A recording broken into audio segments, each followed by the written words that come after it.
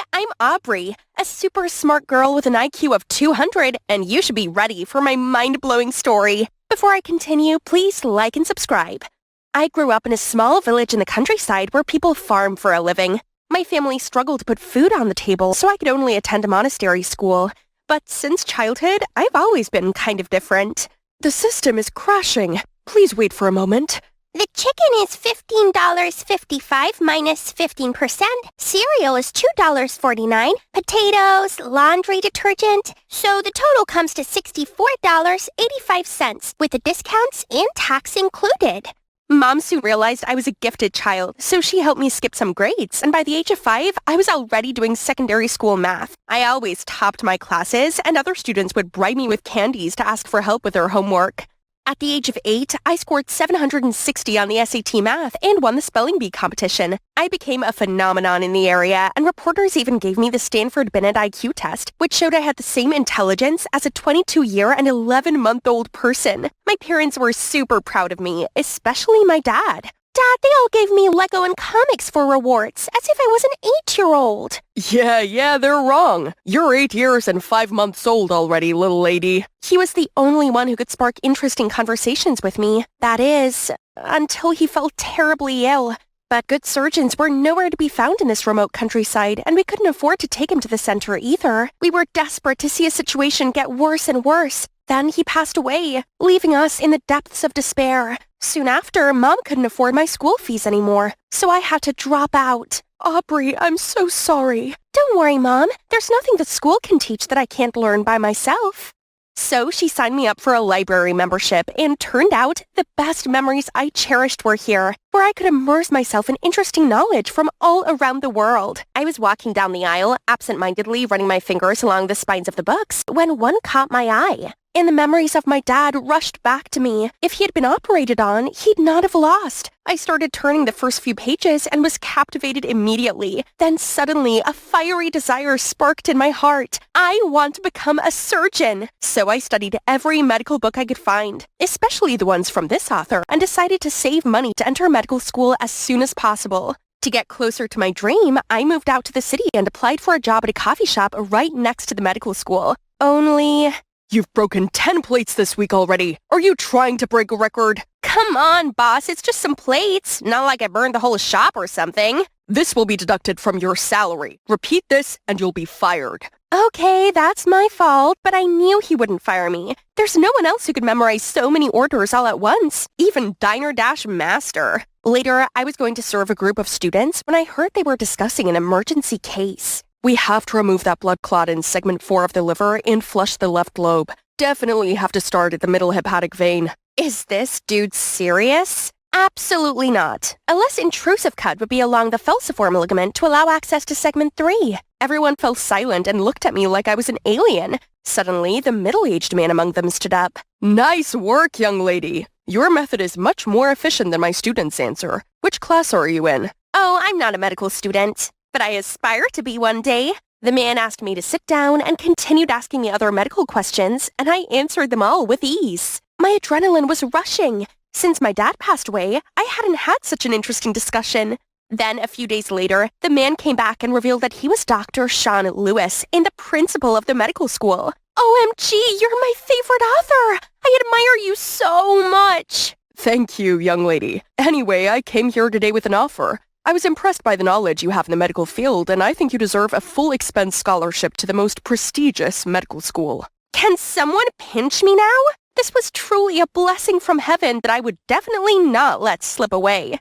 Here comes my first day.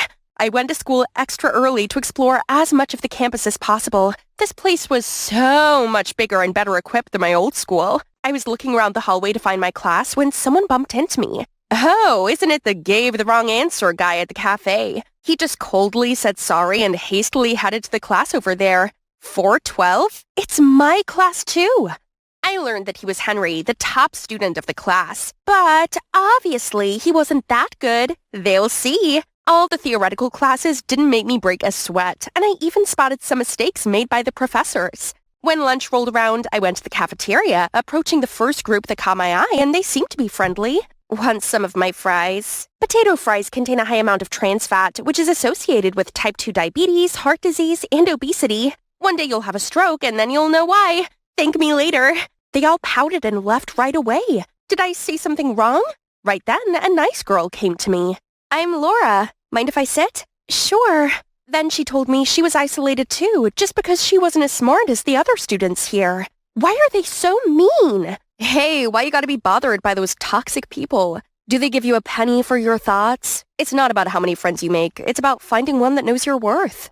You're right. I'm Aubrey, by the way. I know, I was in the same class with you this morning. And the way you argue with our professor? Wow, that's impressive. Laura and I quickly became friends. It's great to have her around who could truly see my brilliance and always encouraged me to express myself. Today came a big event. A conference was held by none other than Dr. Lewis. But little did I know that this event would become a battleground between Henry and I. Determined to impress Dr. Lewis, I eagerly raised my hand at every opportunity to answer his inquiries. Each time I did, Henry would swiftly raise his hand as well, competing for Dr. Lewis's attention. We argued back and forth, neither backing down until the end of the conference. After that, Dr. Lewis announced that there was one slot available in his upcoming research project, which would go to the top student of this term. The room buzzed with excitement and anticipation. My heart skipped a beat, for working with Dr. Lewis had been a lifelong dream. However, other students started cheering Henry's name. Jeez, I swore I would beat his butt off and show them who deserved it. Time to prove that I was not only unmatched in theory, but also in practice. I was the very first one to finish stitching up the incision. But as I reached for my gauze, I couldn't find it anywhere. It must be around here, I swear. Oh no, I left it inside the dummy. Okay, this time must be better. How hard could it be to use this defibrillator?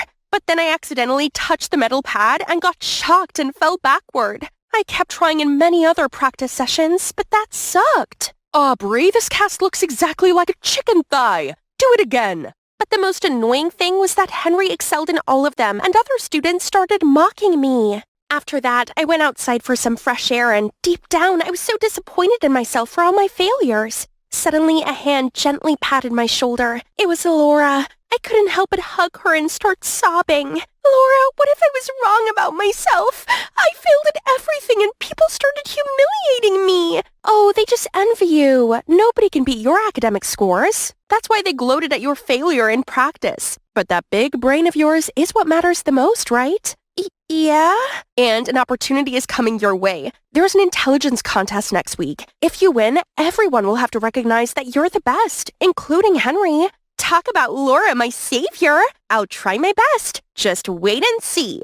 A few days later, Laura took me to the library in a private study room. She helped me set up my laptop and left me alone so I could focus. Good luck! I participated in an online oral contest over Skype. There was a panel of judges who asked questions, and all I had to do was answer them verbally. Easy peasy. Now I just need to wait for the results. The next day, I went to school as usual, but then suddenly was called to the principal's office. Dr. Lewis might have known about that competition and saw my name on the top list. I was about to brag about my performance when he accused me of helping other students cheat on their exam. Then he showed me a voice recording of me answering the questions. Wasn't that for the intelligence contest? But Laura said, Dr. Lewis, just wait. I can explain. I frantically called Laura, but she refused to pick up. Enough! I'm so disappointed in you. You're expelled from this moment. Feeling lost and crushed, I trudged myself to a bench in the schoolyard. Hey, are you okay? Okay? You're mocking me? Now that project slot is yours. Happy much? Get out of my sight, now! Suddenly a stack of papers fell onto my lap. You might need this. Good luck. I believe you're not a cheater. I confusedly flipped through those papers to see that these were all of Henry's notes from the semester for practice lessons, which could not be found in normal textbooks or lectures. I kept on turning to the last page and saw a scribble. Know your worth. Something awakened inside me, so I swallowed my pride and ran after Henry. Hey, wait!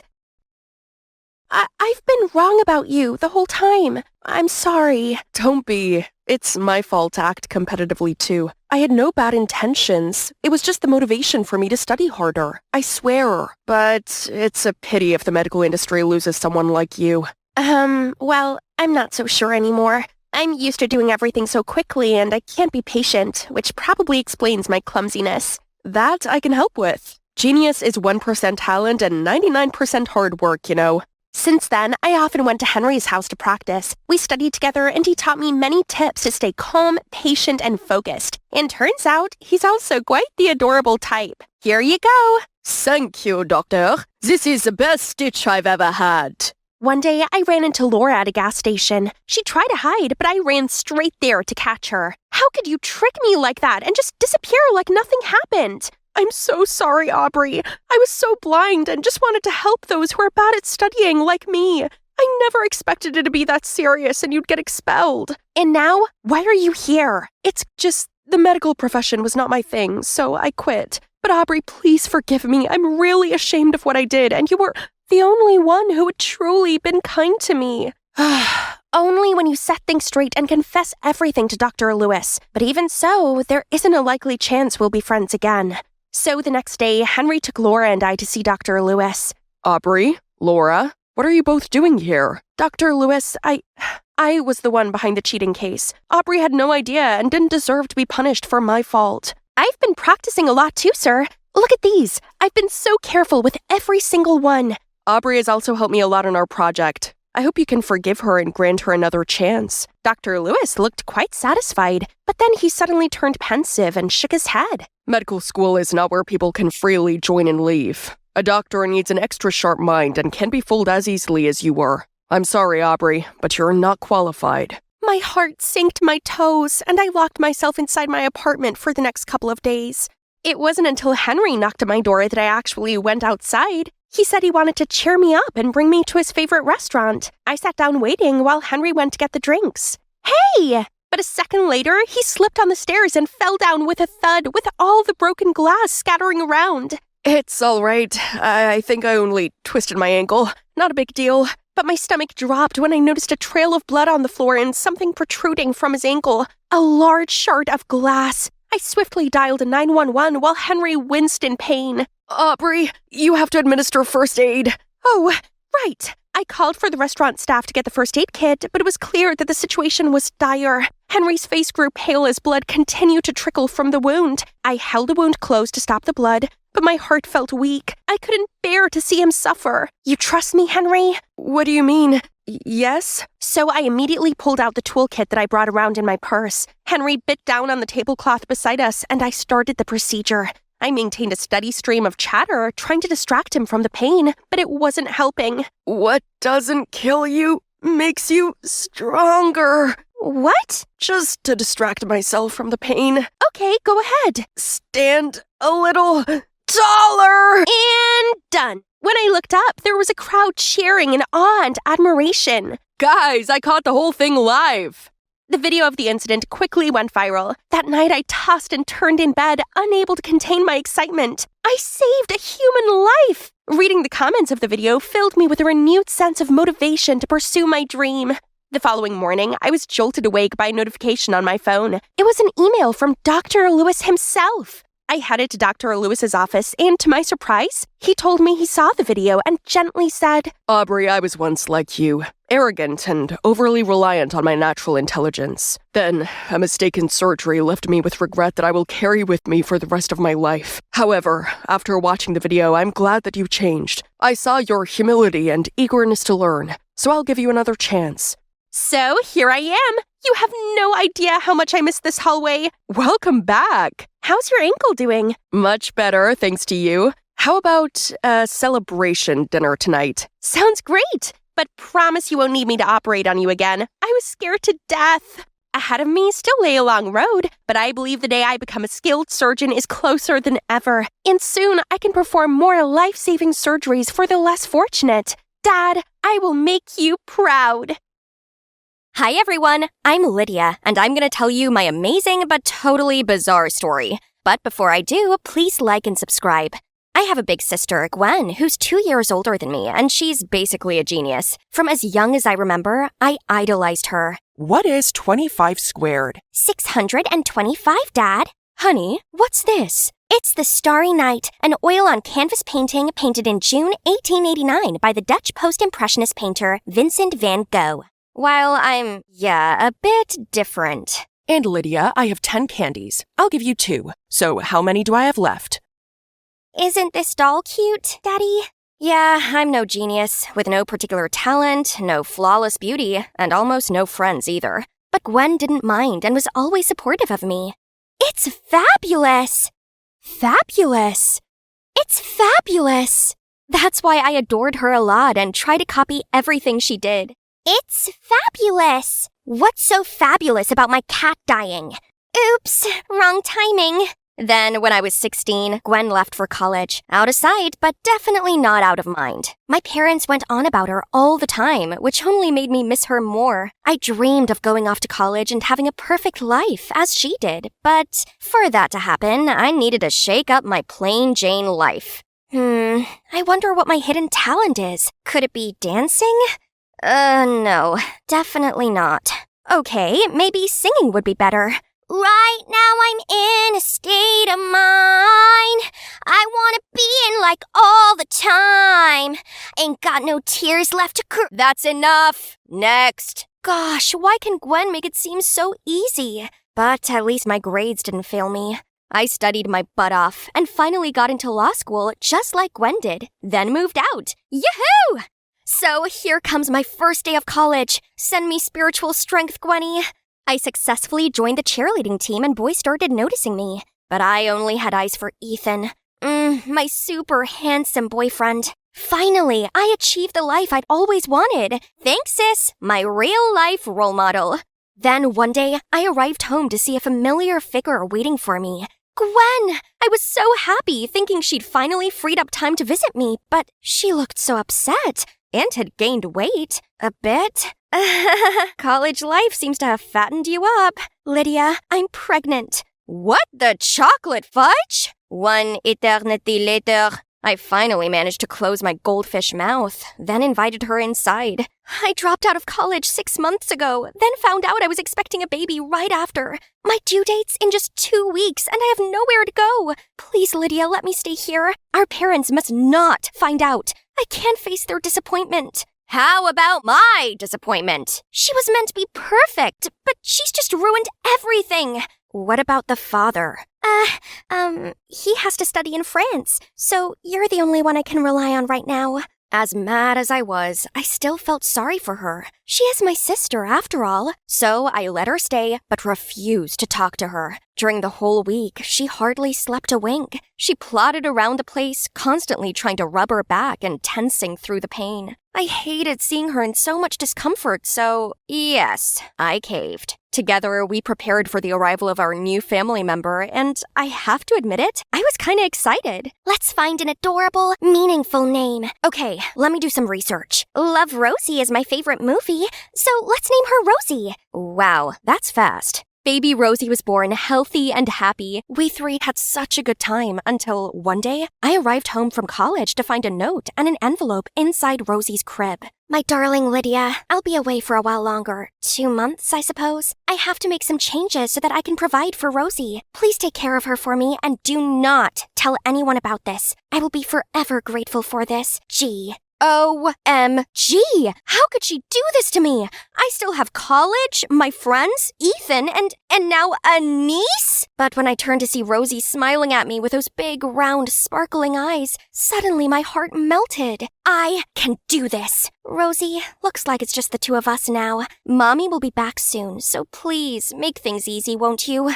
She absolutely did not. Sometimes I wondered if Rosie was real or an AI program because every night at 3 a.m. sharp, she would cry her lungs out. And if her milk was a little colder than 98.6, she'd spit it all out. Not to mention, I have to come up with 1,000 ridiculous ways to keep her entertained. And my house was always filled with a smell of stinky diapers. But other than that, Rosie was very sweet. I can't bring myself to get angry at her. I had no other option but to take online lessons instead of going to class. One time, I forgot to turn off the mic, and suddenly, Rosie farted so loudly that the entire class immediately flocked around to look. Another time, I was so exhausted from staying up all night that I felt my eyelids drooping. Then, Lydia! Yes, dear, milk is coming.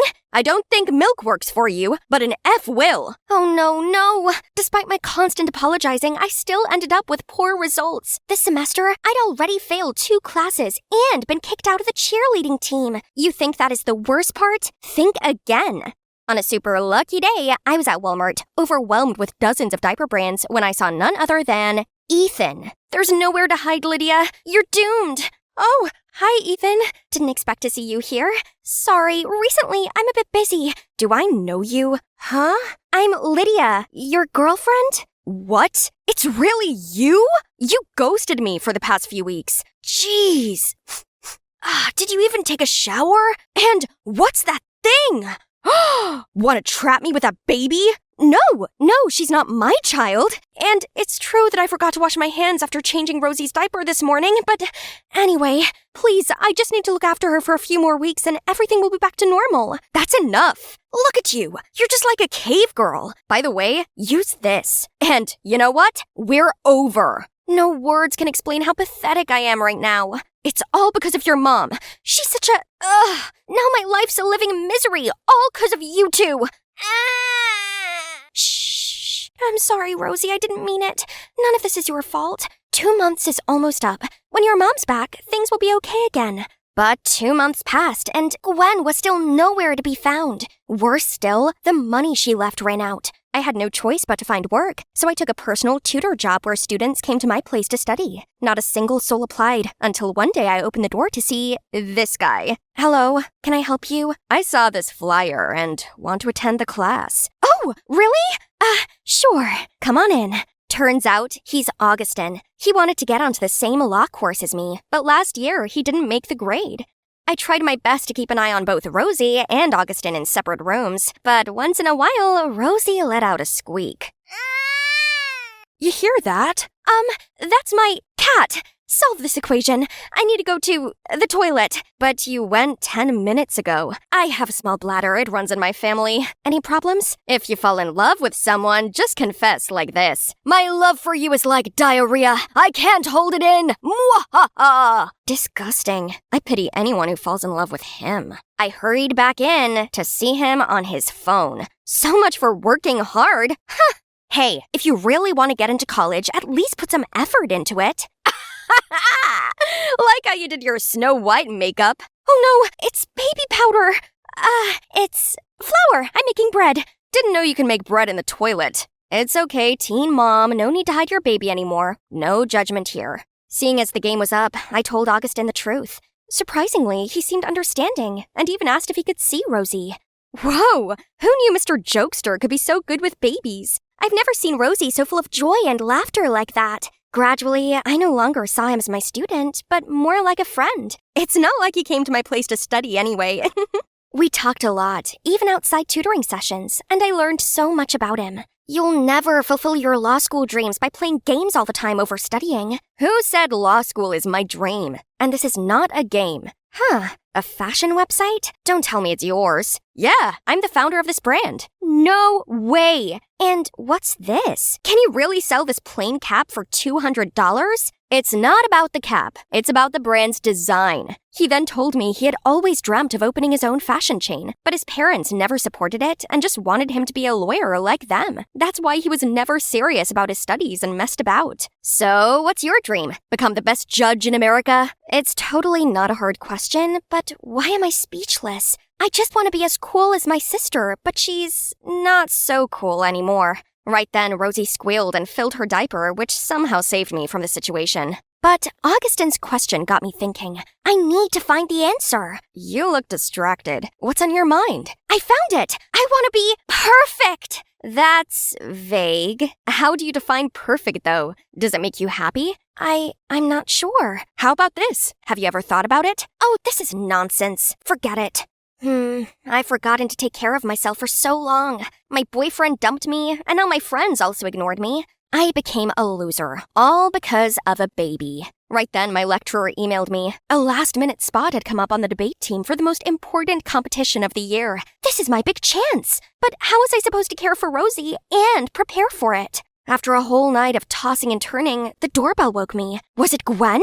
Oh, it's just some strange guy. Hi, you must be Lydia, Gwen's sister. I'm Kyle, Gwen's boyfriend, and her baby daddy. What on earth? Look at him! I didn't know Gwen had such a weird taste in men. Aren't you studying in France or something? What? Yeah, but without my baby, France, Germany, or even the North Pole are all meaningless. Can I see her now? And after that was the reunion of the century. Thanks for taking good care of Rosie, but now I'll do it. That's my duty as her father anyway. Kyle might look intimidating, but he seemed to love Rosie sincerely. So even though it broke my heart, I gave Rosie to her dad. Besides, there's a huge opportunity waiting for me.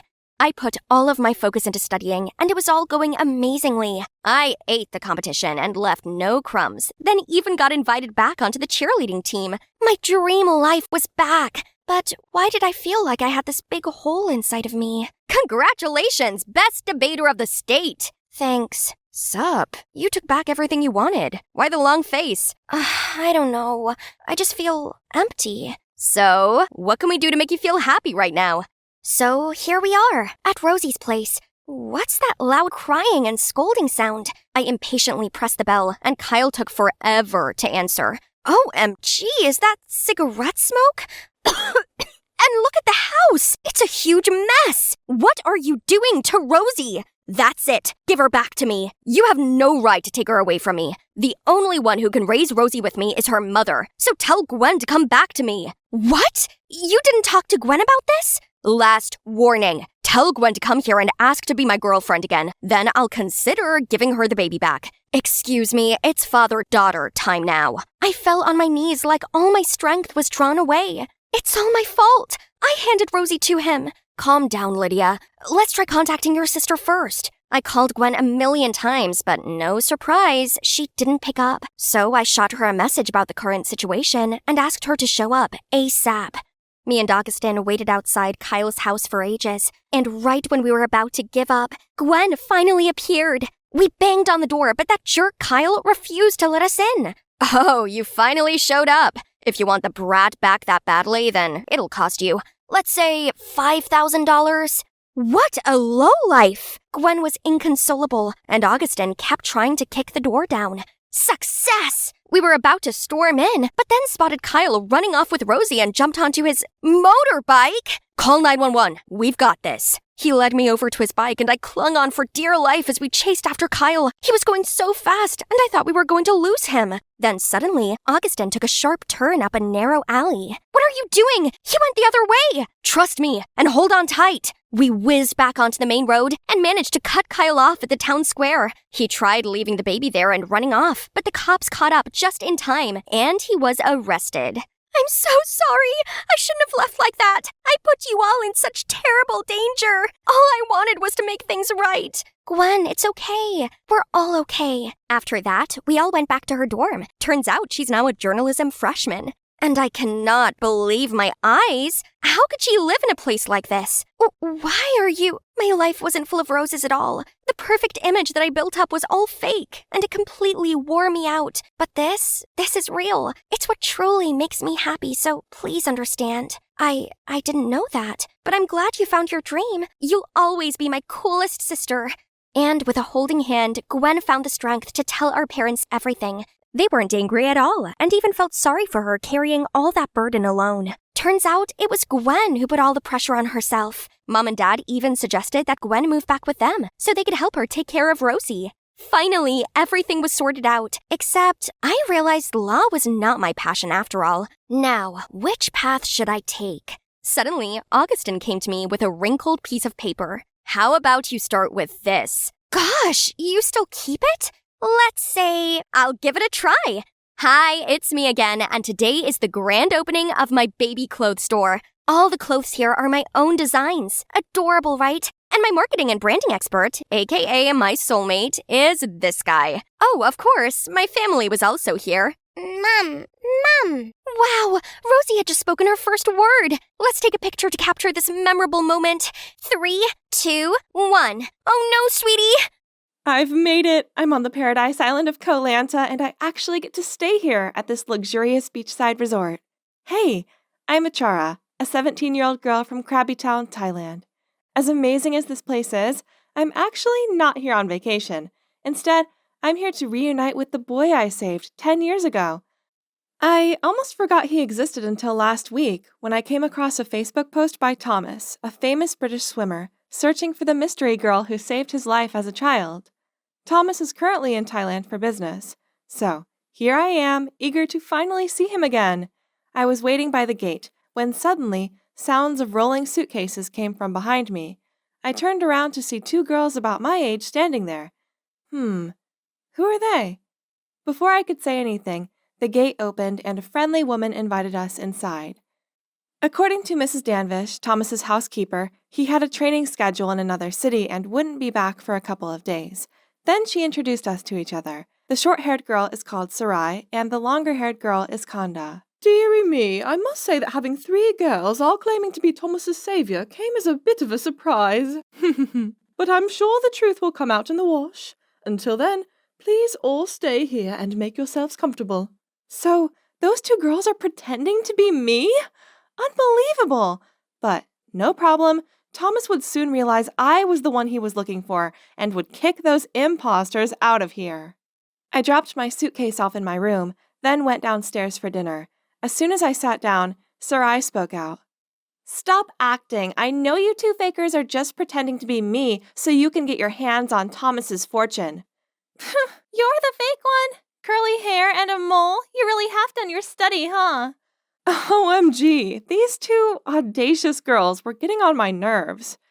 At that moment, Mrs. Danvish entered, followed by the waiter with a trolley full of the most delicious-looking food I'd ever laid eyes on. Now that Mrs. Danvish was here, the 2 imposters immediately changed their frosty attitudes to their bright smiles and sweet-as-pie acts.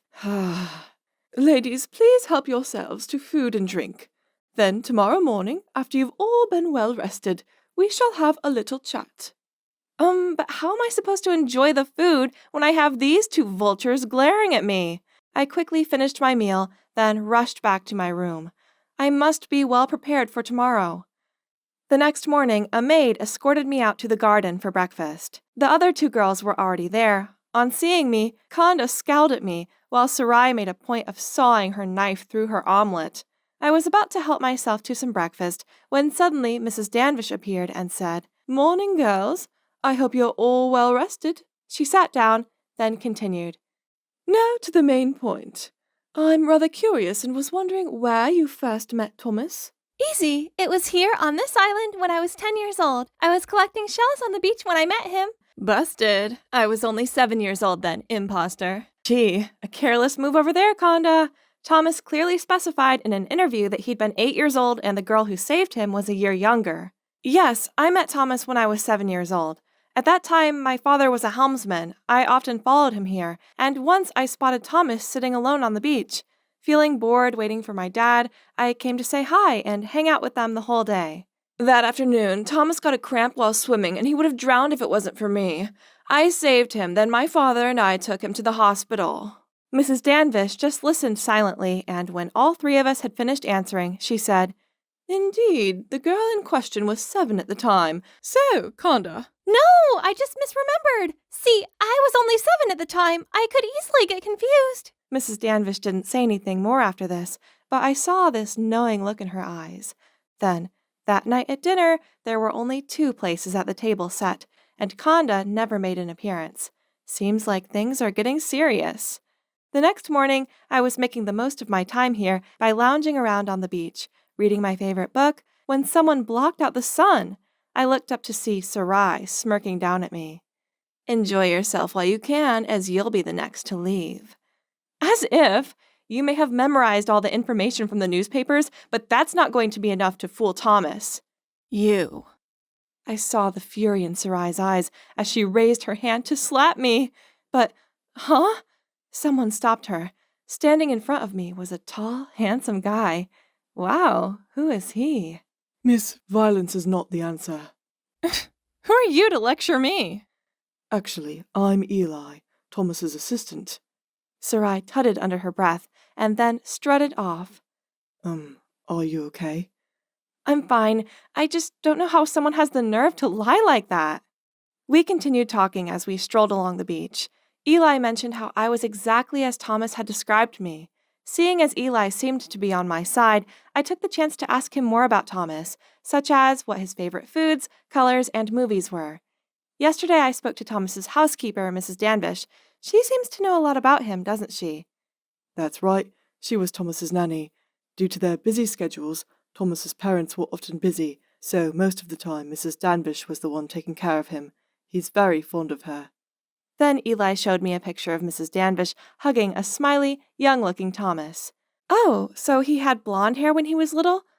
I was so lost in thought, I didn't notice a rock and tripped over it. Eli immediately reached out to steady me. Then he asked if I was okay.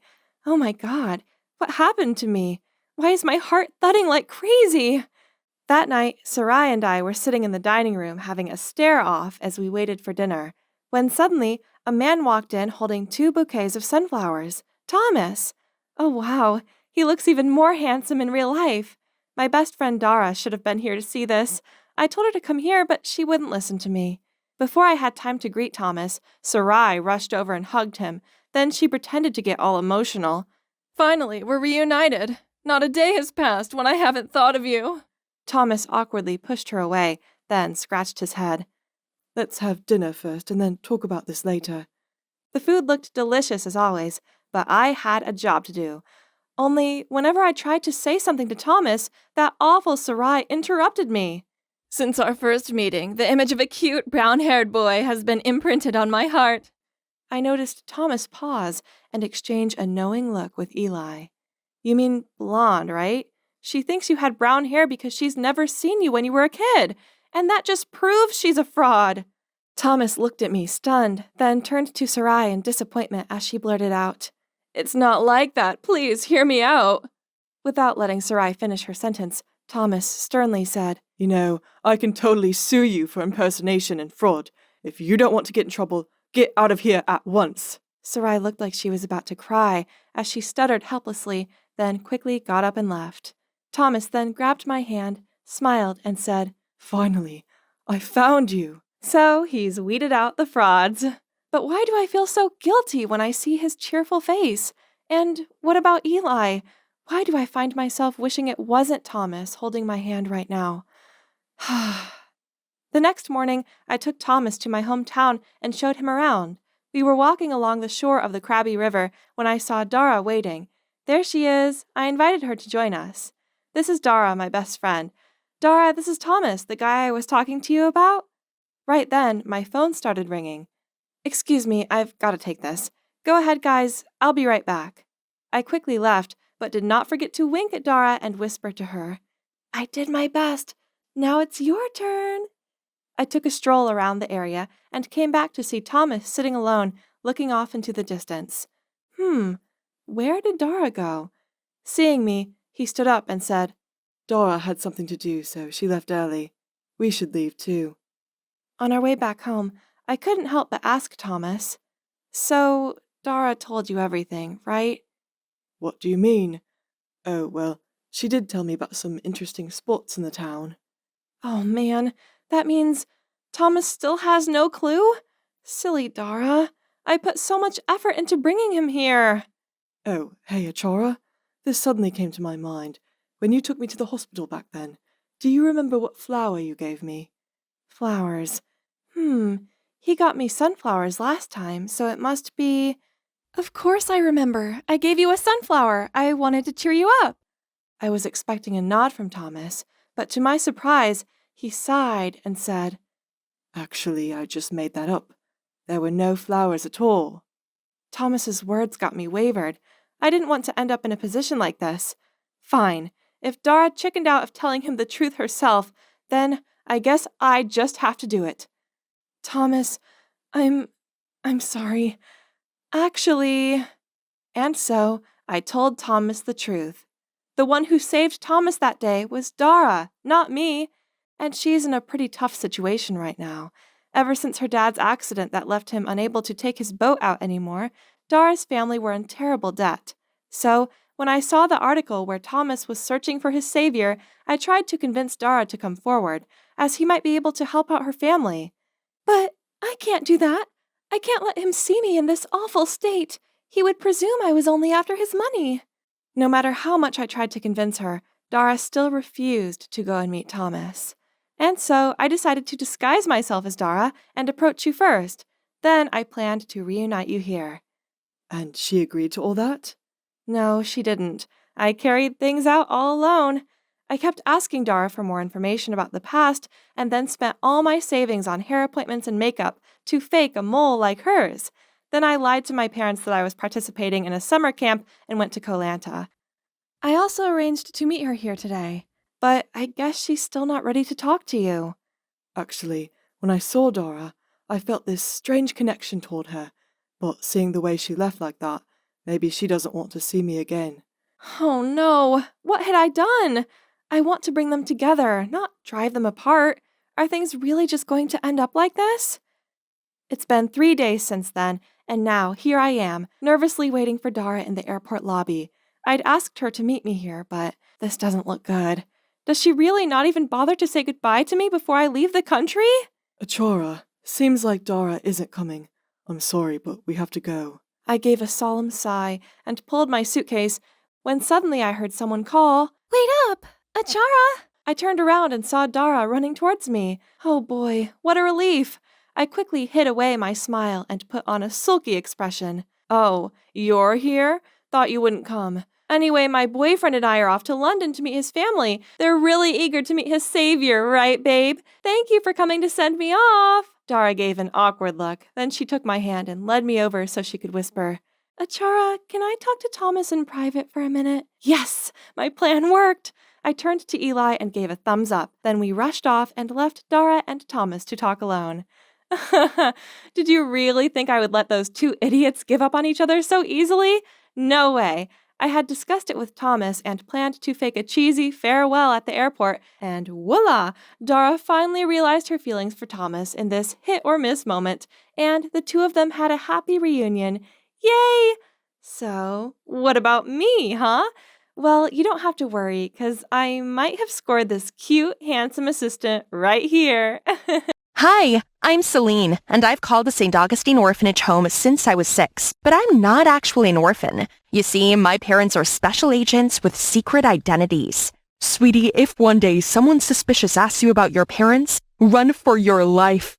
I was used to these fleeting, ghost-like visits from my parents. They often took turns sneaking in and out at night, spending the little time they had with me, and always came together for my birthday. And even though I didn't see them much, they taught me some awesome skills. By the age of 12, I was fluent in 5 languages, could play a variety of instruments, and do a butterfly kick on anyone who needed it. Despite living a secret life and not seeing my parents as much as I wanted, I still felt lucky that I had them both in my life. It's my 17th birthday, a day I should be super excited about. You see, my parents always visit me together on my birthday, but I've been waiting here for ages and there's no sign of them. This was the first year this had happened. I didn't like it one bit. Something was definitely up. The next day in church, we were singing hymns when I spotted this strange man in the crowd staring at me. My instincts were telling me something was up, so I eavesdropped on him talking to a nun. That girl with blonde hair. How exactly did her parents pass away? He asked about my parents. That meant my life was in real danger. I fled with all my survival skills right away. What really happened to my parents? Have their identities been revealed? I didn't dare to think about it. So I made sure no one was following me before going to the subway and looking for a baggage locker. This was where I needed to come in a run-for-my-life situation. I waited until nobody was around before I opened it with my key. Inside was some money, a dossier documenting a girl's life from childhood to old age, and a letter. Our darling Celine, we're very sorry that you didn't have the normal childhood you deserved. Please don't ever doubt that we cherish and love you with all of our hearts. If you're reading this, it means our identities have been compromised. We've included the documents for your new identity. Stay strong. We will reunite soon. You're a loving mom and dad. XO. If my parents could arrange all this for me, I believe that they could handle anything and come back to me soon. So here I am, under my new identity, Diane. Australia, here I come. My parents left me just enough money to start a new life here, pay for rent, and tuition fees. How perfectly ordinary. Diane's parents were researchers away in the Arctic. She's from a basic family and attended normal public schools, then worked as an office accountant, did not marry or have children. Everything was boringly safe. The thing is, if I was going to be someone else, then I should at least be someone fun. So I didn't start school. Instead, I created and adopted the identity of 20-year-old Harper and started my first money-making idea, marriage on demand. With all I'd learned from my parents, I could make a whole lot of money and at the same time experience how a normal family would look like. Perfect! First, I became a Harvard doctor graduate, so this privileged guy's parents would give him his inheritance. Next, a posh aristocrat who saved my client from a dreadful arranged marriage. And then a sweet-natured girl who helped my client intimidate their seriously mean friends. As soon as my clients achieved their goals, the contract ended and we went our separate ways. Before I knew it, through my Harper alias, I'd married 9 guys in just 8 months and become eye-wateringly rich. But as it turned out, the cases I took were all abnormal families. This 10th contract would be my final case. Then I'd say goodbye to Harper and attend college as Diane before I lost all faith in ever getting the family of my dreams. But while driving to my rendezvous, I swear that car was following me. It could be my parents or someone dangerous. Only one way to find out. Now I just had to wait. If they were dangerous, I'd drive straight off this cliff, then swim to safety. Then I saw this gormless, grinning guy peer through my window. He held up a temporary girlfriend contract. Hey, I just want to talk. Could he be my 10th client? Either way, he seemed harmless, so I stepped out of the car. I'm Carlton from the courthouse. You've sure been busy, so I've been assigned to investigate you. As far as I'm aware, it's not illegal to marry multiple times, is it? No, only if they're real and not marriage contracts. Carlton, I only have one client left and I'm not marrying him. I'm his temporary girlfriend, which I believe is legal. So, is there any chance you could turn a blind eye this one last time? Legal or not, I strongly advise you to quit this job and do something more morally upright. Just then, a black car pulled over and a man walked straight towards us. Oh no, had they found me? I'm sorry for getting you into trouble. I turned around, ready to jump, but Carlton suddenly held my hand back. No need for that. My boss won't eat you alive. Besides, I haven't told anyone about the contracts yet. Oh, so this man's his boss from the court? Turns out he and his wife happened to see Carlton on their way to the airport and just came to say hi. Hey, Carl, it doesn't say much if this girl would rather jump into the sea than date you. He looked really awkward and I felt bad for the guy. Without thinking it through, I clung onto his arm and gave him my best adoring look. Actually, we're deeply in love. I'm an adrenaline junkie, but you know Carl, he's just so strict about things like this. You're right, Carl is rather stiff. If you loosened up a bit, you may have been promoted by now. After they left, I explained to Carlton that's what my job is, helping nice guys out of unnecessary trouble. Nothing immoral about it. I was about to leave when he suddenly stopped me. I could see his attitude changed. Please, make a contract with me. I know you could help me improve my communication skills and get me promoted. You can see how desperate I am right now. I wasn't sure. I mean, number 10 was meant to be my last client, but just look at that clueless face. Fine, but in return, you must be an attentive boyfriend, and I want to have dinner with you and your family every evening. Carl looked a bit confused, but he agreed to my demands. This was probably my last chance to experience a family life. I have a strict don't be wife 2 people at the same time rule, so I'm meeting my other client to gently turn him down. Celine, is that you? Celine? He knew my name? OMG, that's Matten, the genius pianist from the orphanage. Oh no, this was terrible. He could blow my cover. I was adopted and go by Harper now. My adoptive parents turned out to be a letdown. I had to fake my identity so I could work on my own.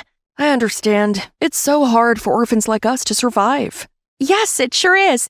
Look, Matten, things got pretty difficult for me, so I had to take another job in a hurry. I can't do 2 jobs at once. I'm sorry I have to cancel our contract. Yeah, about that. I already publicly announced I have a girlfriend just a second ago. Pianist prodigy Matten confirmed he's currently dating someone? Matten, I really can't do this. Just tell me who your client is. I can make a deal with him. I can't be with them both, so I called an emergency meeting for them to plead their cases. An article accused me of inappropriate behavior towards female artists. It's completely false, of course. I need a girlfriend to distract the public and make them see I'm not a jerk.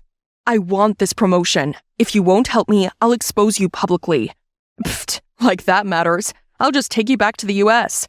No, I can't go back there, and I don't want any attention from people either. This is what I'm gonna do, Carl. I'll be your girlfriend on weekdays and do anything I can to help you get promoted. In Matten, I'll be your girlfriend, well, pretend to be your girlfriend on the weekend. But my face has to stay out of the media, okay? Once this is done, then it's goodbye Harper and hello trouble-free, simple Diane. All I have to do is play some music while Matten listens and lets the paparazzi snap photos. I've always admired the way you play music. It follows no rules, but that's what makes it so fearless and fun. His comment made me pine for my parents. They were the reason I played like that. They taught me in the dark, told me to flow with the rhythms without any rules. I miss them so much. I must admit I'd always had a crush on you. When this is over, I want to protect you. I want to be your family. This was sweet, but he didn't know that I already had a family. I just needed to be patient, then eventually they'll be back. On weekdays, I joined Carlton for lunch at work and helped him talk to his coworkers and grumpy boss. Then in the evening, I went to his house and gave him tips on how to be more charismatic, make people trust and warm up to him.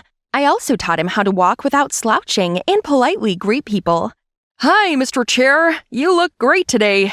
Oh, Miss Lamp, are you okay? You shouldn't lose more weight. You're already gorgeous. Isn't that too much? I've never talked like this before. You're doing great. Carlton followed all my advice. He might be a bit clumsy, but in a cute, endearing way. Still, what I anticipated most was joining his family for dinner. I'd never experienced the cozy and warm atmosphere of a family dinner before. Who knew Carl was such a great cook? And so sweet.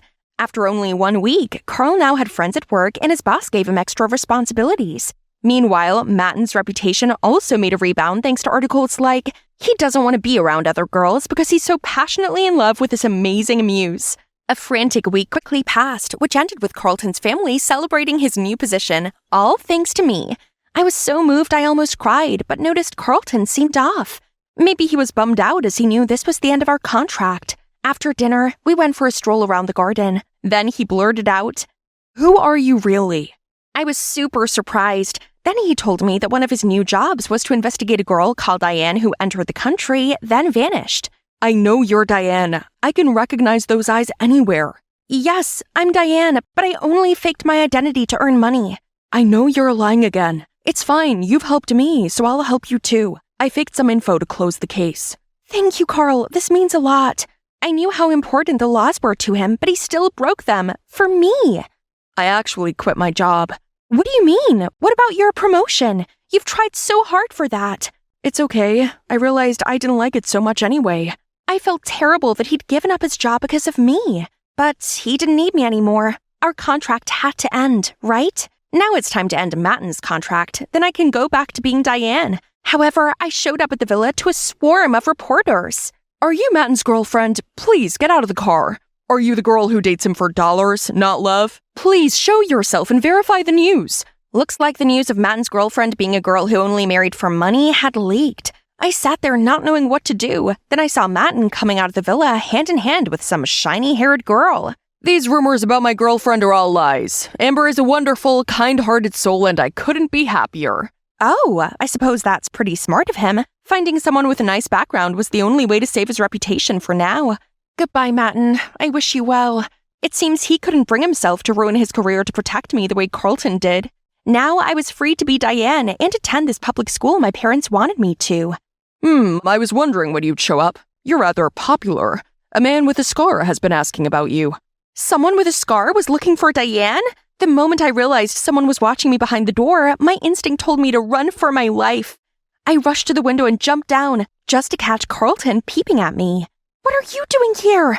I wanted to see you, so I tracked down Diane. I didn't expect to find you here, but I like you a lot, and there was no time. They saw us together, so I pulled him away. You're driving like crazy, Diane. Who are they? Why are they chasing us? I don't know. All I know is that they're dangerous. He took his phone out to call 911, but I stopped him. No cops. I can't trust anyone but myself, Carl. I'm so sorry for dragging you into this mess. My parents often told me the best way to escape a chase is to jump into the water. However crazy it seems, please trust me. I took a sudden turn and plunged the car straight into the sea. In the water, I unfastened the seatbelt and turned to see Carl already got out of his. He pulled my hand and we swam through the window. The waves drifted us onto a beach, but I had no strength left to move an inch. They're gonna catch us. Celine, sweetie, please wake up. I rubbed my eyes and saw the golden sand, Carlton, and my mom and dad? Am I dead? Mom? No, sweetie, you're very much alive. Turns out the people chasing us were my parents. After 10 years on the job, they finally eliminated the criminal gang and retired. Dad ended up getting the scar, but it's all over now. We could finally be a normal family. You sure made it hard for us to track you down by using a different identity. We should have known our cunning daughter would have created a more challenging life. Like father, like daughter. Huh? You're not Diane? Carlton, my name's Celine. Mom, Dad, this is Carlton, my boyfriend. It was so cute seeing him blush. Then he quickly held his hand out and introduced himself to them. It's lovely to meet you both. I care greatly for your daughter, and I always will, no matter how mischievous she is. Turns out it's pretty amazing just being Celine. I started school as myself, and so far, so good. I'm living with my kind, talented, and normal parents. We're having the best time together, and I get to date this cute, caring chef. The best part is I can finally stop running for my life and just enjoy the people I love most. I was walking through the forest when a scream startled me. A man running in horror from a pack of wolves. I quickly howled at them, then crouched down. Distracted, the wolves stopped, left the guy, and cautiously sniffed their way over to me. Hey girl, run away! Shush! After deciding I was no threat, they wagged their tails and started licking my face. Aren't you scared? Not at all. People often misunderstand wolves. This isn't Little Red Riding Hood. They're not actually grandma eaters. Come and make new friends, buddy. Hi, my name's Winona, an 18-year-old Native American living on the Blackfeet Reservation with my mom. And I'm about to tell you the craziest story of my life. After the wolves left, I helped the guy find a place to clean his wound and told him more about the wolves. So you're a Blackfoot born and bred? It's my first time meeting a Native American. How about you? What brings you here, city boy? I'm actually a pianist wandering here for inspiration. Have you found it yet? Or did you almost lose yourself just then?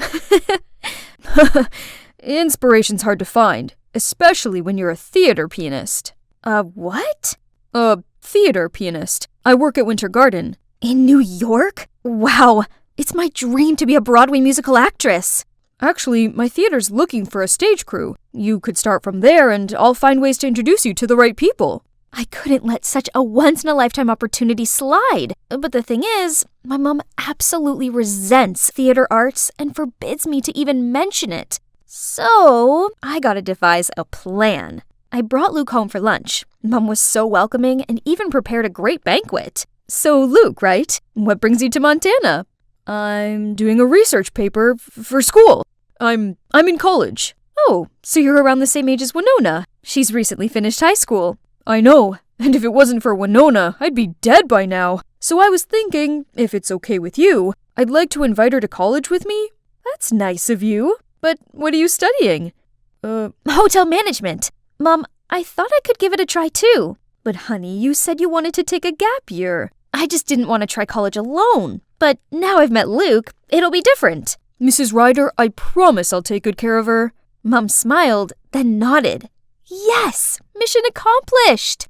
Oh man, look at how crazy the streets of New York are. Thankfully, Luke arranged a small place just a few blocks away from the theater for me. And the following day, he landed me a staff member job to get me used to the theater scene first. It's not easy, especially working for a grumpy director with a zillion demands. Hey, you! Yes, you cleaning lady! Out of the way! But just being here this close to the stage is incredible, right? One day, on set for Mr. Killorn's new play, he started yelling and throwing papers everywhere. Curious, I picked up the script and saw a line written in Blackfoot. Ketzikakumen? I love you? Mr. Killorn suddenly noticed me. Oops, I must have said it too loud. How did you learn to speak Blackfoot? My mom taught me. Oh, I live in the Blackfeet Reservation. Interesting. You know what? You're cast for the leading role in this play. Go and meet Jade, the coach here at the theater studio. She'll instruct you further. I froze on the spot and couldn't believe what had just happened until Luke appeared, bowed to the director, and pulled me out of there. Am I finally living my dream now? Here it is, the studio from the business card. Huh? Are they shooing a coyote? This stupid guy was waving his umbrella at the snarling animal. I tried to tell everyone to back up, but no one heard my tiny voice until the guy next to me suddenly spoke up. Everyone, back up! Thank God people finally listened. I slowly advanced to the coyote, knelt, and offered my hand to him. When he seemed to trust me enough, I gently stroked his head and calmed him down. Just then, Mr. Killorn's assistant appeared and took the coyote in. Turned out, he's Mr. Killorn's pet. Who keeps a wild creature as a pet in this stuffy, urban space? You okay? You hurt anywhere? I'm fine. Poor little Coyote looked terrified. You know a lot about animals, don't you? I grew up with them, yeah. In Blackfoot mythology, coyotes are guardian spirits. Well, you sure were a guardian spirit right then. I was still so touched by his words, but then Luke suddenly appeared. Winona, I just heard about what happened. You okay? What are you doing here? The guy, who was friendly just a second ago, now seemed cautious and just walked away while Luke glared at him. I'm fine. You should stay away from him. Luke doesn't seem to like that guy. Something weird is going on between these two? I went and met Jade, our coach. She told me about the role and introduced me to Nathan, my actor partner, which happened to be the guy I just met. I couldn't help but grin and offered my hand to Nathan, but he just ignored me and turned to the script. Hello? Am I just a stranger danger now? We then tried the opening act, but since it was my first time being on a turntable, I took the wrong step and fell over. Nathan! I was blushing when he suddenly glanced at Luke and dropped me, almost kissing the floor. Right then, a girl barged in.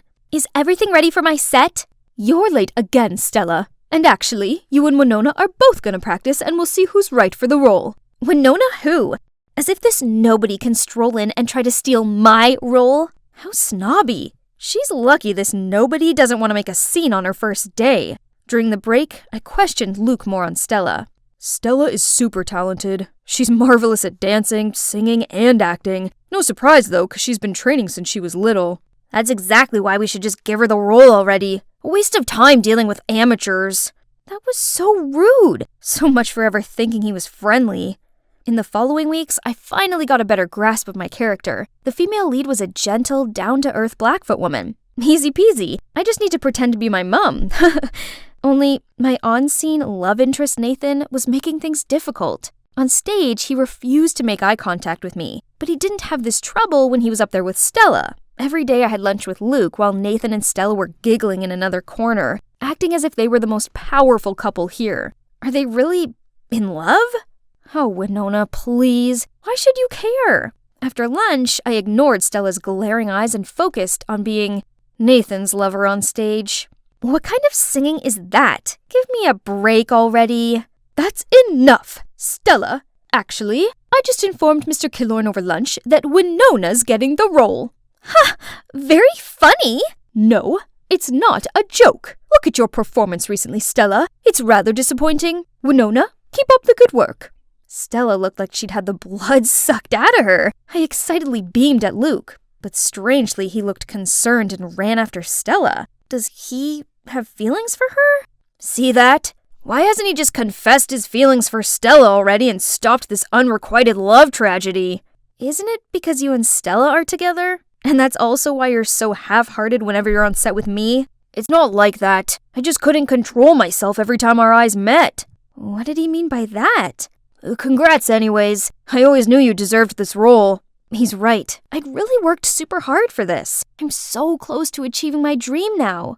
The next day, I rushed into the first official rehearsal and acted my heart out in front of Mr. Killorn and the whole crew. I was dancing away to Luke's sentimental track when the door slammed open. It was Mom! I can't believe you lied to me and came here to do these foolish antics! Oh no. Mr. Killorn turned pale while Jade gasped upon seeing Mum. I tried to tell Mum to let me finish the scene, but... Fine, be this way. Until you come to your senses, you're not my daughter anymore. Mum then stormed out of there. Mr. Killorn told everyone to take a break and also left. I stormed over to Luke and asked if he told my mum the truth. But right when he was stammering, Mr. Killorn came between us. I didn't know you had to lie to your mum to get here. Yeah, sadly. She knows about my acting dream, but she has always been so negative about it. Is that so? Well, you're doing a great job. Continue practicing for the play. And maybe take me to your mum sometime and I'll try and explain this to her. Encouraged by the director's feedback, the next day I confidently acted my part. Yet Jade seemed dissatisfied and criticized my movements, saying they were too rigid. Winona, I'm giving the role to Stella. You need more training. What? I'm not some toy you can throw back and forth. Was it all just a show to get me and her to pit against each other? What was that about? Why the change? You're not qualified. Go back to your mother. What has this to do with my mother? I didn't know what was going on, but I was sure of one thing. I needed to prove myself, so I stayed at the studio practicing, swinging and swaying my soul away under the studio light until I accidentally sprained my ankle. Right then, Nathan came out and helped me up. "Why are you still here?" "I saw you stay, so I thought I'd stick around for a little longer." As he spoke, he gently pressed an ice bag on my ankle. I felt the butterflies flapping in my stomach, but suddenly remembered his attitude before and pushed him away, ready to stand up just to fall into his embrace again. "You must think I'm so hot and cold, but I just didn't want Luke to misunderstand anything." "What do you mean? We're just friends. And what's up with you and Luke?" Then he told me how he and Stella were the best of friends back at acting school until Luke appeared. Luke was instantly attracted to Stella and asked Nathan to set them up. Nathan, of course, happily agreed. However, the next day Stella suddenly expressed her feelings for Nathan right in front of Luke. "Luke didn't take it too well and thought I was messing with him. He's resented me ever since." "So, you and Stella are just friends?" "We are. Stella might appear childish, but she's good-natured. She's dealing with a lot inside. I've just been watching over her. But right now she's gonna have to learn to stand on her own since I think I've met my guardian spirit." His guardian spirit? We were so close, I swear we were almost kissing. But I quickly pulled away, saying I gotta go practice. The final rehearsal is my only chance to get my role back now. I showed up just as a substitute today, but when everybody was ready to rehearse, the only person missing was Stella. No one seemed able to contact her, and the director was growing impatient. Jade had no other choice but to push me onto the stage. Luke didn't seem too happy with this replacement and suddenly played the piano much faster than expected. Flustered, I took a deep breath and let myself float naturally to his rhythm. During the intermission, I asked Luke what that was about. "Drop it, Winona. I already knew. You got in here all thanks to your director dad, yet you fooled me with your little story. It's you who forced Stella away from her chosen role." "Who's my dad? Mr. Killorn?" Right then I was called for the next act. Still puzzled by what Luke said, I couldn't focus on my part with Nathan. Suddenly I heard Nathan scream my name and leapt to push me to the side. I fell on the floor and saw the massive chandelier land on Nathan. Everybody rushed to check on us, and among the crowd came, "Mom?" We were all waiting for the doctor to check on Nathan when Luke suddenly spoke out. "I'm sorry for what I said, but Jade told me Mr. Killorn is your dad, and you guys forced Stella to drop her role." Mr. Killorn and I both gave Mom astounded eyes. "Winona's my daughter?" "That's right, Andrew. But don't worry. As soon as Nathan's recovered, I'll bring Winona back home and will not bother you and Jade again." No, you've got it all wrong. Why didn't you tell me about our daughter?" "Jade said if I told you, she would harm Winona." "Wait, does this have anything to do with the accident? 'Cause right before the act, I saw Jade talking to a crew member who set up the stage for Nathan and Winona. I'll get this looked into at once." "So, this play about Andrew and a Blackfoot woman falling in love, is it about you and Mom?" Mr. Killorn didn't reply, but looked at Mom tenderly, and she burst out crying. Right then, the doctor came out, saying we could visit Nathan. Luke quickly pulled me aside, leaving the adults there.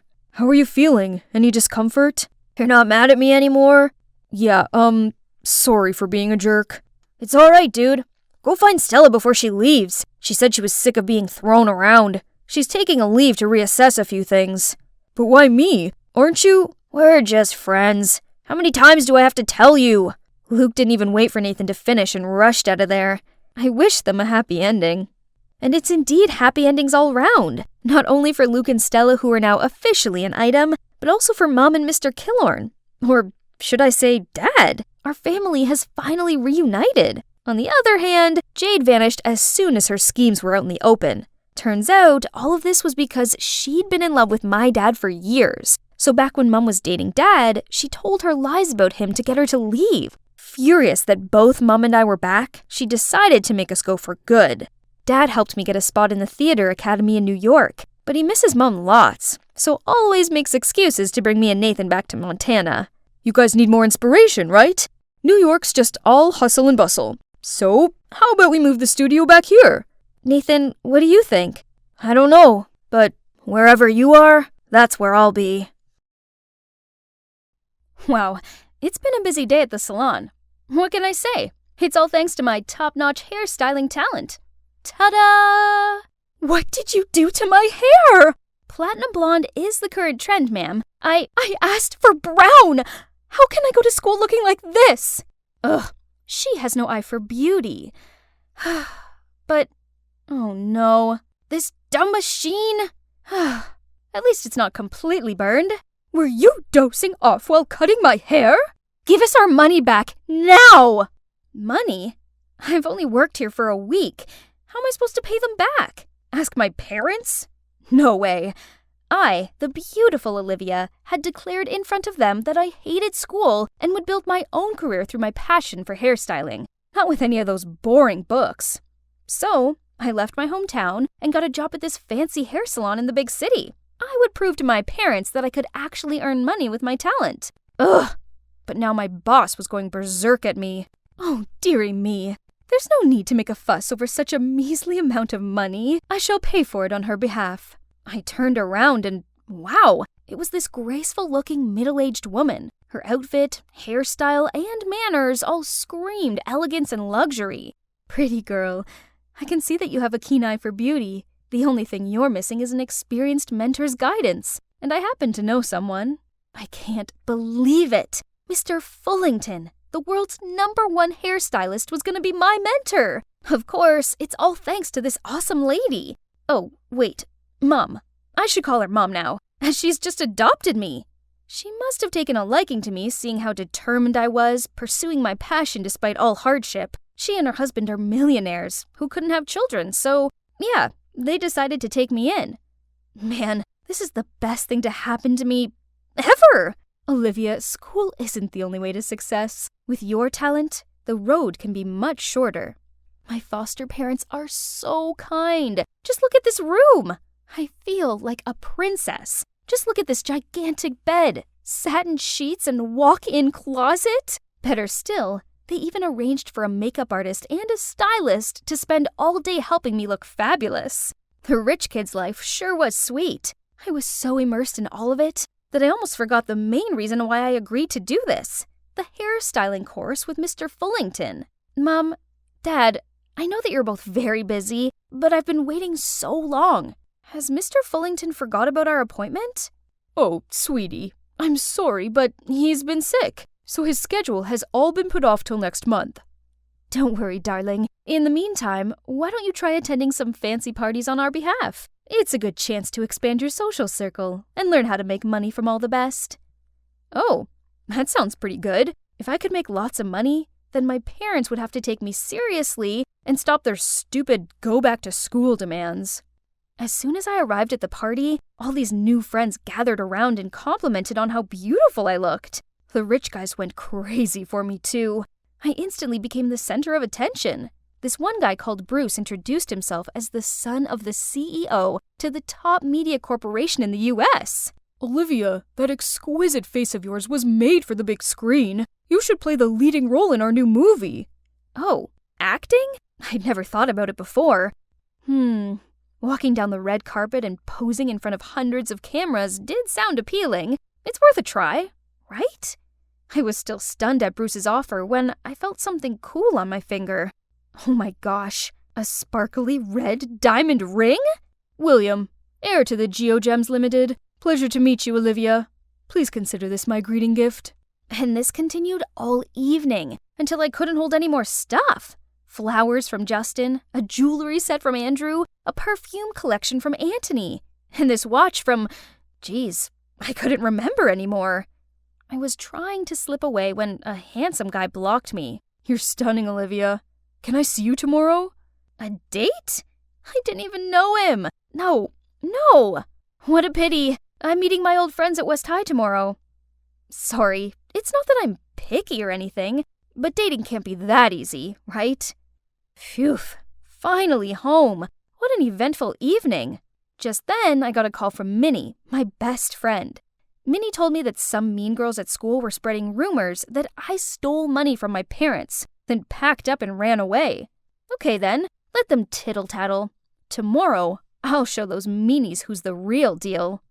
Yay! It's so nice to see Minnie again.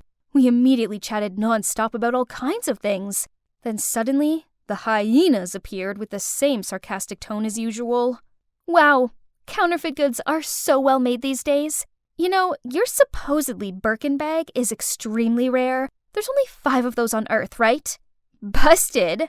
How much do supercar hourly rentals and bodyguards cost nowadays, little Miss Show-Off? Minnie was going to defend me, but I stopped her. No need to waste time arguing with these people. I then grasped Minnie's hand to leave, but look, Olivia! I looked up. There was an airplane flying at very close range, and it was writing something? O-L-I-V... The white smoke actually spelled out my name! I've only seen this in movies. I gasped in shock as the plane landed, and stepping out of the cockpit was the guy at the party last night, Nathan. Turns out he was the youngest pilot in America and wanted to impress me with this grand gesture after being rejected yesterday. Flying in the sky is my passion. And, Olivia, I want to be your personal pilot, taking you wherever you want. Oh my goodness, I don't know what was better, having a rich, handsome guy going out of his way to impress me, or seeing the astonished looks on my fake friends' faces. Such thrilling days like this should have made me happy, right?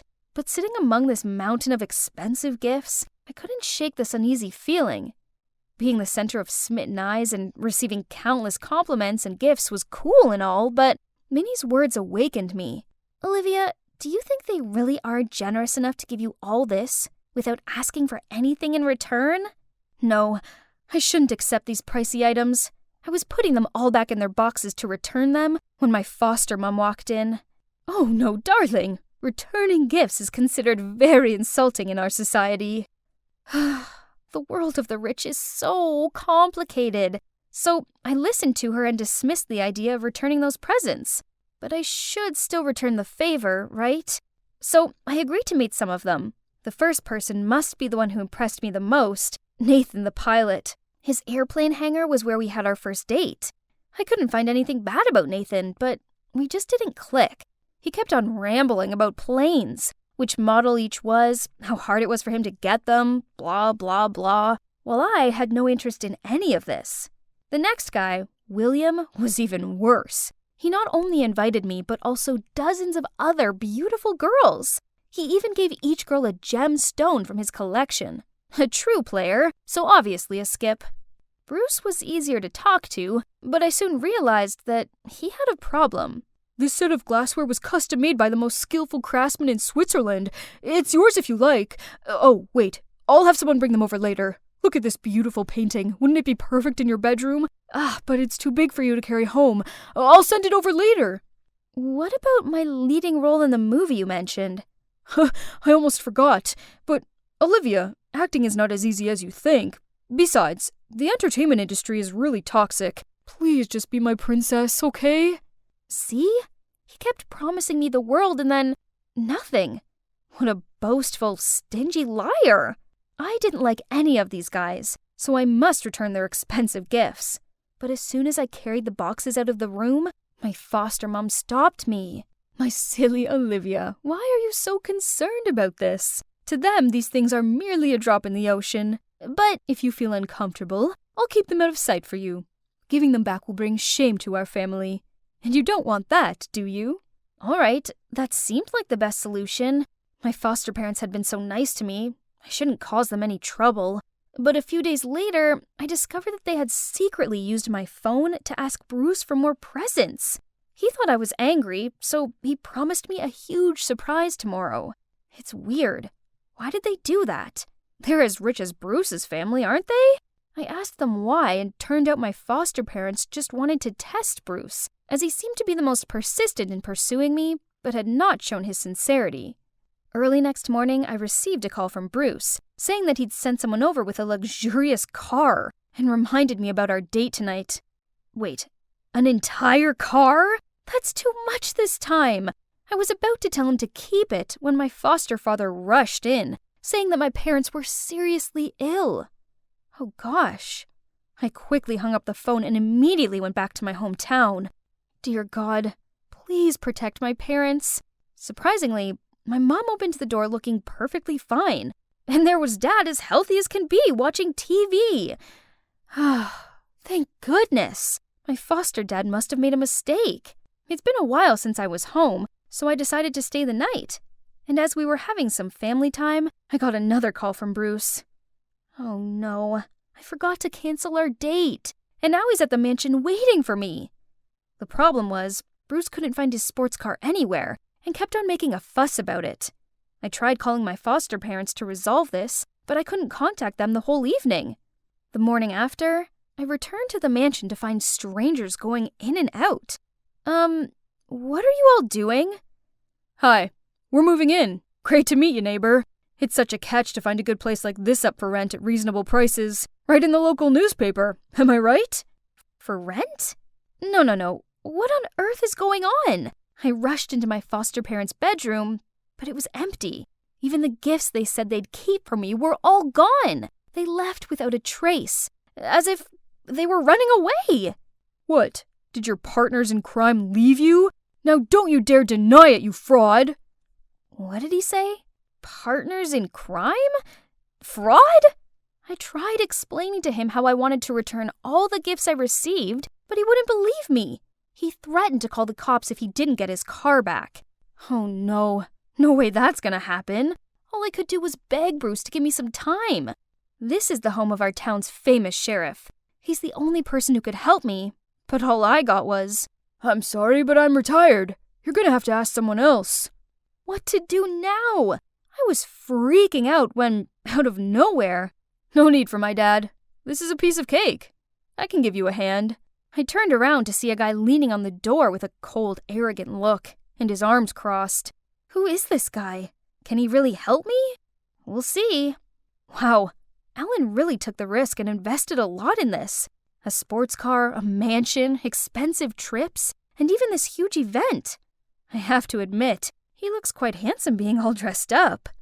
Oh, I forgot to tell you, Alan, yep, the sheriff's son, is playing the rich heir of a big corporation chasing after a beautiful young lady, which is me. However, I didn't expect things would turn out so real. Alan's pursuit of me even made it on the local news. You guys must be curious how someone who's not a millionaire did this. Well, Alan convinced Bruce to fund our plan. He was hesitant at first, but he soon realized that this was the only way to catch the frauds and get his stuff back, so reluctantly he agreed. Alan is indeed a genius, and his well-thought-out strategy quickly got the fish hooked. We were making headlines everywhere, and I finally received a text from my so-called foster mom. At first, she was just asking how I was doing, and talked about how busy they were with overseas projects, until today. Olivia, how's it going with that mysterious millionaire boyfriend of yours? He seems willing to give you anything. So you will consider him, won't you, darling? As expected, these money-hungry crooks wouldn't let it slide once they heard millionaire, so I replied to her that my rich man was treating me well and wanted to throw an extravagant feast this weekend to officially announce our relationship, and I hoped my parents could put off their business trip and come join us. Tonight was the night. Gosh, I was so nervous, as my mom didn't reply to that message of mine. Will they show up, or did they sense something was off? While I was super nervous, Alan came to me and held my hand real tight. Don't worry, Olivia. Everything will work out as planned. My. What is this feeling? It's undeniable that I always feel so safe being with Alan. The party finally began. Alan proposed to me with this rare, precious Serendipite gem on a ring, which is one of the only 3 existing in the whole world. Everyone started buzzing. Alan's acting was so perfect, from his eye contact to the words he said, that I couldn't help but feel butterflies in my stomach. I do. When the party was over and all the guests left, I received a call from my foster mom telling me to go to the back gate. As predicted, they offered to keep the engagement ring for me. Drop the act, frauds! The 2 were still processing what was happening when the cops barged in and arrested them. It worked! Can't believe I've successfully tricked these notorious scammers. What about my car? My Bugatti? Where is it? Oh, I almost forgot the main sponsor for this perfect plan. Without him, we definitely couldn't pull this off. Our stingy millionaire Bruce Dillon. I bet there hasn't been a single day gone by that he didn't think about his missing gifts, huh? That reminds me. This sparkling, precious ring, too. I quickly took it off, passed it to Alan, and told him to give it back to Bruce. But the minute the Serendibite ring left my finger, Alan put on something else. Oh my god, another ring? Your role as a millionaire's girlfriend may be over, but will you be a girlfriend to an ordinary guy like me, Olivia? Yes! 1,000,000 times yes! After all this mess, I now realize that I've still got a lot of learning to do. So I've decided to listen to my parents and finish school. Turns out, if I really paid attention in class, it's actually pretty interesting. And Minnie is still my amazing BFF, who let me have free rein to experiment on her hair. And of course, this cute future detective too. Babe, time to change your hairstyle.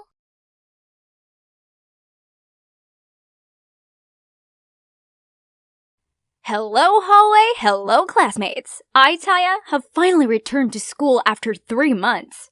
What the what? What's with everyone's goggled-eyed looks? The boys were all slipping off their chairs. Had I morphed into Jenna Ortega at the summer break or something? Oh, turns out there's a new girl standing behind me. Are you the new student? Let me show you around. Oh, boys, weren't they forgetting something? Their existing girlfriends, which they were only with because of me. Anyway, I'm Taya, aka Stalking Lord, ruler of all information in school. Just give me a full name and some of your allowance money, and I can dig up the 411 on your crush. These idiots only impress their girlfriends due to my incredible talent. And now they're all over this Mira girl? Pfft, do they have no shame? Unlike me, once I like someone, then my eyes don't wander. The one and only Adonis of my heart is Colin. He's so sweet. He has this shining halo when he plays basketball, and most importantly, he's flawlessly handsome. But I hadn't told him how I felt, 'cause, as you can see, he's not short of admirers, and nothing seems to impress him. So I was still trying to figure out the best way to get on his radar. My everyday joy was quietly observing him from afar. But wait! What happened to his car? What's with all the silly scribbles? Finn, the troublemaker, and his minions were standing nearby laughing at my Colin. Ugh! Those notorious rebels, for some reason, seem to thrive off tormenting poor Col. So you're a vandal now, huh, Finn? Look who's talking. Oh, I see. The new team captain? Finn threw the spray can at Col, then left. Why isn't Colin doing anything? Maybe he doesn't want to rise to such petty idiots? Then let me handle this. I know exactly what his Achilles heel is. A few days later, I secretly put a small box in Finn's locker and watched on as his minions gathered around excitedly gawping at it. They too must be amazed that their big man's finally getting a love confession time, huh? Finn smugly opened the box but then freaked out and threw it in the air. The cockroaches escaped and ran rampant across the hallway. It's pure chaos. A bunch of wimps. Oh, he finally discovered the note I attached. Finn was fuming and shouted that he would find the instigator. I could see Colin walk off from the crowd. If only he knew what I did for him, he'd be so impressed. But nope, Finn took zero notice of my warning and continued to bother Colin. Ugh, I can't let him get away with this. That gremlin needs to learn some serious lessons. Finn always stays late after school to sneak up to the terrace and practice skateboarding. So I schemed to get him stuck in the elevator. He'd be trapped there for at least an hour. Enough time for that claustrophobic peacebreaker to read the second warning letter and apologize for what he did. There he is. Time to leave. I ducked my head, gently stepping out of the elevator, when suddenly Finn grabbed my wrist and pulled me back. How long are you going to play Beauty Saves the Hero, huh? How could he know? It turns out that Finn's minions happened to see a bunch of pictures of Colin decorated with hearts in my locker, and they even found a list of Finn's weaknesses in my bag. Just one cute puppy can make him scream like a little girl? Suddenly, the elevator stopped. Oh no, I didn't mean to trap myself here like this, with this punk.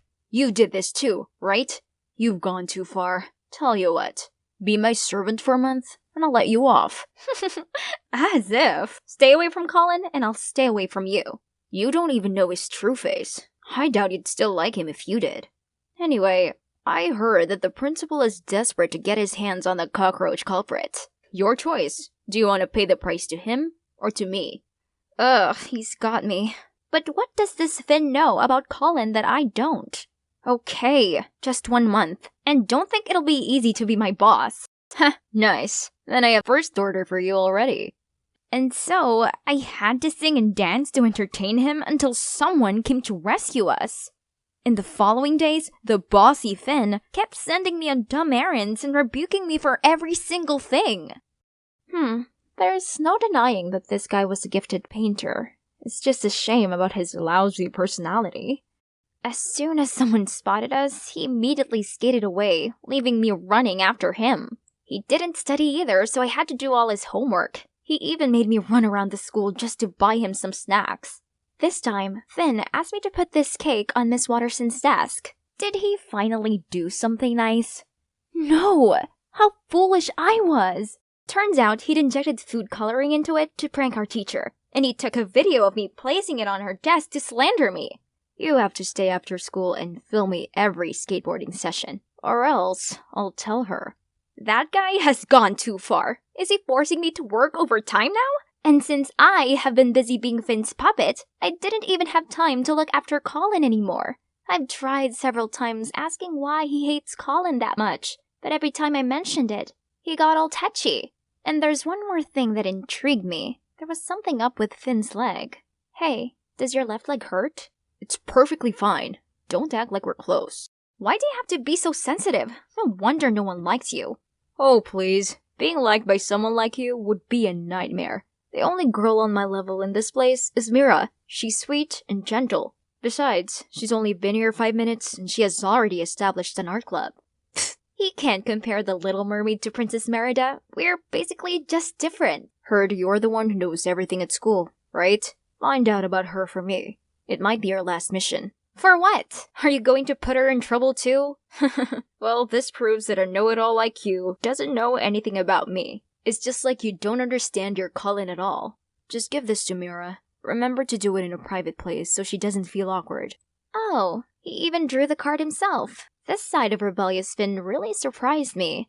But come to think of it, if Finn was too busy with love, he wouldn't torture me anymore. Under Finn's instructions, I went to school early the next day to find his muse. As soon as I saw Mira, I immediately chased after her, but was she talking to Colin? Why did they look so sneaky? I don't get it. Why do you want to hide this? I've just transferred here. I don't want your harem bothering me. So in front of others, just pretend we're strangers, okay? Fine. See you after school then. I'll pick you up. Okay, see ya, honey bun. What was that? Are they dating? This isn't good news at all. Right at that moment, Finn came to ask me, Why haven't you passed her the card? What happened? Then I told Finn what I just saw. Colin offered to pick her up after school. Then Mira even called him Honey Bun. Looks like my first love has ended before it had even began. But they don't even have the guts to make it public? Colin doesn't deserve Mira. But that's okay. I've got a plan. So according to his scheme, basically, we needed to separate them. Then I'd take Colin, and Finn would take Mira. That day after school, I assisted Finn in flattening Colin's tires. I know, I hated causing trouble for my beloved Colin. But this is the only way to give Finn an opening to offer Mira a ride because she was in a hurry to get to her ballet class. The day after, Finn helped me draw Colin as a partner for my chemistry project. During class, I was super excited and nervous when sitting next to my Adonis, until I noticed Colin writing something to Mira and leaving it on her lab table. I immediately dragged Finn to steal the letter. Don't forget, today we have to pick Tommy up, and Mom asked what you wanted for dinner. Was their relationship progressing this fast? Colin had already introduced Mira to his family. We couldn't let the two just simply meet up like that, so we stalked and followed them to a preschool. Upon catching sight of them with a little boy, Finn suddenly blurted, What? Don't tell me that boy's their son. No, it's just Colin's little brother. Tommy, age 5.5. Favorite color? Green. Favorite food? Ice cream. Anyway, my eyes itch seeing them happy with each other. Let's sabotage them. So, we kidnapped the kid. Oh, it's not as bad as you think. We just took him for ice cream without telling Colin and Mira. That kid doesn't look worried at all. Why be worried? You saved me from those boring two. So, Tommy, do you know that Mira is having dinner with your family tonight? Yeah, Mira. She stays at our house every day. What? another chocolate ice cream, please, then I'll talk. I gave him a new cup of ice cream right away. This kid was smart. Well, she stays with us because she's our cousin. What? Why did she call Colin Honey Bun then? Baby, because Mom calls him by this embarrassing nickname all the time. Right at that moment, Mira rushed into the ice cream shop in panic. So, you guys are cousins? Why hide it from everyone? It's because she's afraid people will find out that her parents are bankrupts. No, that's not true. Don't listen to that kid. Yes, it is. I heard you telling Colin all about it. Okay, that's the reason. But please, don't tell anyone about this. I quickly said that we would agree if Mira went on a date with Finn. The guy looked shocked. Didn't think I could be so quick-witted, huh? Surprisingly, Mira smiled and said she didn't mind going on a date with Finn anyway. She always thought he's kinda cute. Huh, so everything is just that easy? That means my servant life will finally end here. Only then did Colin rush over. Tommy, why are you here? Oh, I just got lost so they saw me and bought ice cream to calm me down. They didn't kidnap me at all. Oh, Tommy. So that's how Mira and Finn got their first date. The deal between me and Finn is considered to be over then. But why do I feel so empty instead of relieved? Suddenly, something hit my leg. Aren't you supposed to be on a date? I knew my servant would still be waiting for the boss right here. Turns out, their date was a bit odd. Mira didn't seem to like Finn's antics, and Mira's neediness wound Finn up.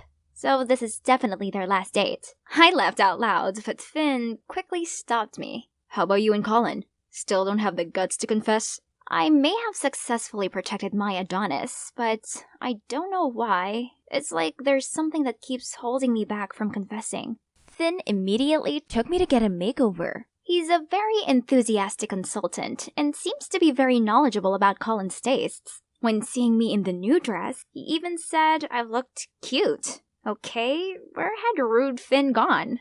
What do you think of me and Colin becoming a couple? What do you mean?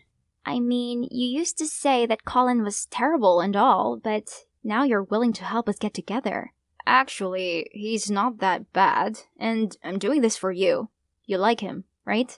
Yeah, I like Colin, right? Why did my feelings seem vague? What had gone into my head? The next day at school, when I appeared in front of Colin with my new look, he seemed impressed. And you know what? He even suggested going on a date with me. Yay! But I'm not sure I can last a whole date in this tight dress and super inconvenient high heels. During our date, Colin was just as sweet and caring as I expected him to be. But weirdly, it didn't move me at all. Is it 'cause I'm too focused on keeping balance on these stupid high heels? Taya, do you want to be my prom date? If he'd asked me this a month ago, I would have leaped in joy and sung out yes. But right now, I just stood there, silent. I see. I really like this version of you, but your previous look might suit you better. You seem more comfortable and carefree around Finn. Oh, Finn. I didn't realize he has always been on my mind till now. I'd longed to be free of him, but now he's all I could seem to think about. Curious, I asked Colin why Finn didn't like him, and I finally found out the truth. Turns out, they used to be friends and were once on the basketball team together. Finn was the best player back then, but at one practice, he was doing a high jump when Colin also jumped to get the ball. They collided and Finn injured his knee, which ended his professional basketball dreams. Colin then became the star player. Meanwhile, Finn turned rebellious and had resented Colin ever since. Feeling guilty still, Colin was willing to suffer all the tormenting Finn had done to him. That's why Finn always caused you trouble. He still got me a makeover, though, to match your style and become a thing with you. Oh, that explains why you seem to be exactly my type. He knows me too well. But, Taya, you like Finn, right? If so, you should go and tell him. That hit me hard. Maybe I've been trying to deny it the whole time, but I really did feel the most comfortable around Finn, and I miss hanging out with him. But he seems to like someone soft and girly, like Mira. Guess you're gonna find it out for yourself. So I gathered all my courage and came to the skate park to find Finn. He saw me from afar. Hey, how was your date? You look the part. I didn't expect you to be back this early. I know about the secret between you and Colin, and how you lost your opportunity of becoming a professional basketball player. If my bestie hates him, I hate him too. Actually, I don't hate him. I just hate how useless I am. Don't talk about yourself like that. You know that you're really talented, right? You're the first guy I've met who can skate, paint, and, well, is good looking at the same time. Be more confident, will you? You know, no one's ever seen nice things like that in me before. But this doesn't matter, because you like Colin. I did like Colin, but we realized we're not actually a very good match. After an awkward silence, we both raised our voices at the same time. Oh, you go first. I'm listening. I think I like you. Well, that was I was about to say. Let me be your servant this time.